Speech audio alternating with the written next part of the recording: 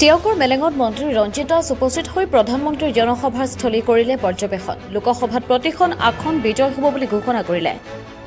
অহা 9 মাৰ্চত দেশৰ প্ৰধানমন্ত্ৰী নৰেন্দ্ৰ মোদী যোৰহাটলৈ আহিব। লাডাইগুৰিস্থিত বীৰ লাচিত মৈদামত অসম চৰকাৰে নিৰ্মাণ কৰা লাচিত প্ৰকল্পৰ লাচিতৰ সৌচ প্ৰতিমূৰ্তিৰ উন্মোচন কৰাৰ লগতে মেলেং পথাৰত আয়োজিত এখন বিশাল জনসভাত অংশগ্ৰহণ কৰিব প্ৰধানমন্ত্ৰীগৰাকীয়ে। এলৈ আজি মেলেং পথাৰত অসম চৰকাৰৰ কেবিনেট মন্ত্ৰী ৰঞ্জিত দাস উপস্থিত হৈ সমগ্ৰ পৰিৱেশ পৰ্যবেক্ষণ কৰে। লগতে উক্ত দিনা প্ৰধানমন্ত্ৰীয়ে প্ৰায় 5,75,000 চৰকাৰী আৱাস গৃহ একেলগে উন্মোচন কৰি গৃহ প্ৰৱেশ কৰাব বুলি জানিবলৈ দিছে, যি সমগ্ৰ দেশতে ৰেকৰ্ড হ'ব। অন্যহাতে উক্ত সভাতে মহিলাসকলক স্বাৱলম্বী কৰাৰ উদ্দেশ্যেৰে অসম চৰকাৰে ঘোষণা কৰা অন্যতম জনপ্ৰিয় আঁচনি লাখপতি বাইদেউ সন্দৰ্ভত মত বিনিময় কৰিব প্ৰধানমন্ত্ৰী নৰেন্দ্ৰ মোদীয়ে। উল্লেখযোগ্য যে সাংবাদিকৰ সৈতে হোৱা এক সাক্ষাৎকাৰত কেবিনেট মন্ত্ৰীগৰাকীয়ে লোকসভা নিৰ্বাচন সন্দৰ্ভত কয় যে দলে যাক প্ৰাৰ্থিত্ব প্ৰদান কৰিছে তাত কোনো কাৰো দ্বিমত নাই আৰু প্ৰতিখন আসনতে ৰাইজে সেইসকল প্ৰাৰ্থীক বিপুল ভোটত জয়লাভ কৰাব। নিউজ ডেস্ক ৰিপৰ্ট, পোহৰ লাইভে। মাননীয় প্ৰধানমন্ত্ৰী ডাঙৰীয়াই ইয়াতে যি আহিব অহাৰ এখন সভা সম্বোধন কৰিব, প্ৰায় 1.5 লাখ জনসাধাৰণক সম্বোধন কৰিব তেখেতে। আৰু 1.5 লাখৰ কাৰণে ইতিমধ্যে কাৰ্যকৰ্তাই হওক বা জনসাধাৰণে ইতিমধ্যে আমাৰ লগত সংযোগ স্থাপনো কৰিছে বা আমি তেওঁলোকৰ লগতে ইতিমধ্যে কণ্টেক্ট কৰিছোঁ। তেওঁলোকে অহাটো নিশ্চিত হৈছে। আৰু যিহেতু আমি জানো যে প্ৰধানমন্ত্ৰী আৱাস যোজনাৰ যি গৃহপ্ৰৱেশ যি মধ্যপ্ৰদেশত সৰ্বশ্ৰেষ্ঠ গৃহপ্ৰৱেশ একেলগে হৈছিলে, 5 লাখ মানুহৰ একেলগে হৈছিলে। আৰু আমি সেইকাৰণে এতিয়া ভাৰতবৰ্ষৰ ভিতৰত সৰ্বশ্ৰেষ্ঠ গৃহপ্ৰৱেশ হ'ব সেইদিনা। আমাৰ এতিয়ালৈ 5,60,000 যোৱাকালিলৈ হৈ গৈছে। গতিকে আমি আৰু এইকেইদিন 5 দিনত আমি ধৰিব পাৰোঁ আৰু অতি কমেও 20,000 ধৰিব পাৰোঁ। মই ভাবোঁ যে আমি অন্ততঃ 5,75,000 মানুহৰ গৃহপ্ৰৱেশ কৰিব, আনুষ্ঠানিকভাৱে কৰিব আৰু তেওঁলোকে অন দ্য স্পটে থাকিব।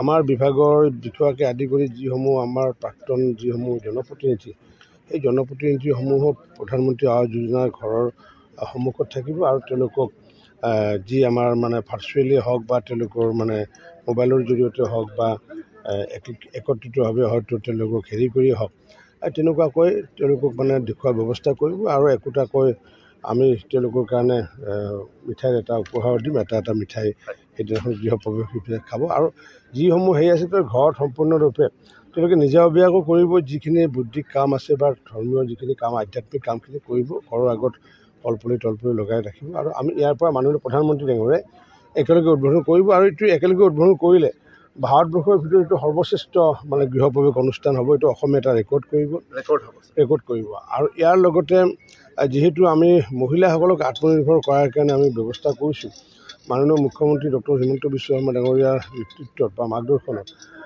আমি প্ৰতিগৰাকী মহিলাই যাতে লাখপতি হ'ব পাৰে, অৰ্থাৎ মাহেকত যাতে 8,000 টকা ইনকাম কৰি পেলাই 12 মাহত যাতে 1 লাখ টকা কৰিব পাৰে, তেনেকুৱাকৈ ইতিমধ্যে তেওঁলোকক উদ্যমী কৰা প্ৰচেষ্টা চলাই আহিছিলোঁ।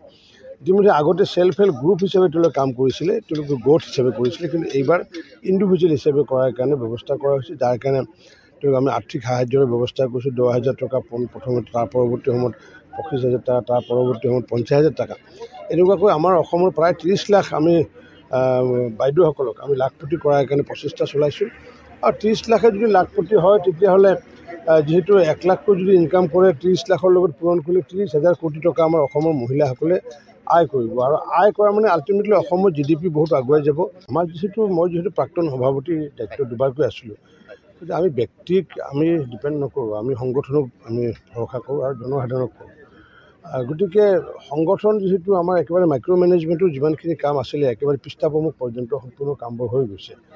আৰু জনসাধাৰণক যিহেতু আমি ডিপেণ্ড কৰোঁ, গতিকে জনসাধাৰণক যিহেতু ইতিমধ্যে ভাৰতীয় জনতা পাৰ্টি বা NDA জনসাধাৰণৰ হৃদয়ত আছে, গতিকে প্ৰাৰ্থী কোন হয় নহয় সেইটো আমাৰ কাৰণে ফেক্টৰ নহয় বা অসমৰ ৰাইজৰ কাৰণে ফেক্টৰ নহয়। কাৰণ কিয় মাননীয় প্ৰধানমন্ত্ৰী নৰেন্দ্ৰ মোদী ডাঙৰীয়াই হওক বা অসমৰ মুখ্যমন্ত্ৰী ডক্টৰ হিমন্ত বিশ্ব শৰ্মা ডাঙৰীয়াই যি সৰ্বস্পৰ্শী সৰ্বব্যাপী আঁচনিৰে মানুহক যি সকাহ দিয়াৰ ব্যৱস্থা কৰিছে, বিশেষকৈ দুখীয়াৰ কল্যাণ, মহিলাৰ কল্যাণ, কৃষকৰ কল্যাণ, এই 3টা ক্ষেত্ৰত যিহেতু আমি সৰ্বোচ্চভাৱে কাম কৰিছোঁ, গতিকে প্ৰাৰ্থী যোনে নহওক কিয় আল্টিমেটলি বিপুল ভোটত জিকিব। তাৰ মাজত হয়তো কিছুমান প্ৰাৰ্থী হয়তো আৰু বেছি ভোটত জিকিব। গতিকে আমাৰ এইকেইটা যি 12টা আমাৰ NDAৰ 12টা আজিও মই যি তথ্য পাই আহিছোঁ, আমাৰ NDA 12টাই আহিব লাগে। জীৱন যাত্ৰাত অপৰিহাৰ্য হৈ পৰা এখন ক্লিনিকেল লেবৰেটৰীৰ পৰা আপুনি বাৰু কি বিচাৰে? সুন্দৰ পাৰ্কিঙৰ সুবিধাৰে এক সুন্দৰ পৰিৱেশ, সুবিধাৰে কেইজনমান সহৃদয় কৰ্মচাৰী, আৱশ্যকীয় সুৰক্ষাৰ সকলো সৰঞ্জাম, প্ৰয়োজনত অলপ মনোৰঞ্জন, যাৰ দ্বাৰা ক্ষণিকৰ অপেক্ষাও হৈ পৰিব পাৰে সুন্দৰ। অভ্যৰ্থনাৰ পৰা লেবৰেটৰীলৈ সুন্দৰ ব্যৱহাৰেৰে সহানুভূতিশীল কৰ্মচাৰী, পৰিষ্কাৰ ৱাছৰুম, অভিজ্ঞতাৰে পুষ্ট কিছু কৰ্মচাৰী, বিশ্বমানৰ অত্যাধুনিক পৰীক্ষাগাৰ, সময়ক প্ৰত্যাহ্বান জনাব পৰা দ্ৰুত সেৱা। এই সকলো সুবিধা পাবৰ বাবে আপোনাৰ ওচৰতে আছে যোৰহাটৰ চাৰিগাঁও বাইপাছৰ কাষতে এম কেয়াৰ।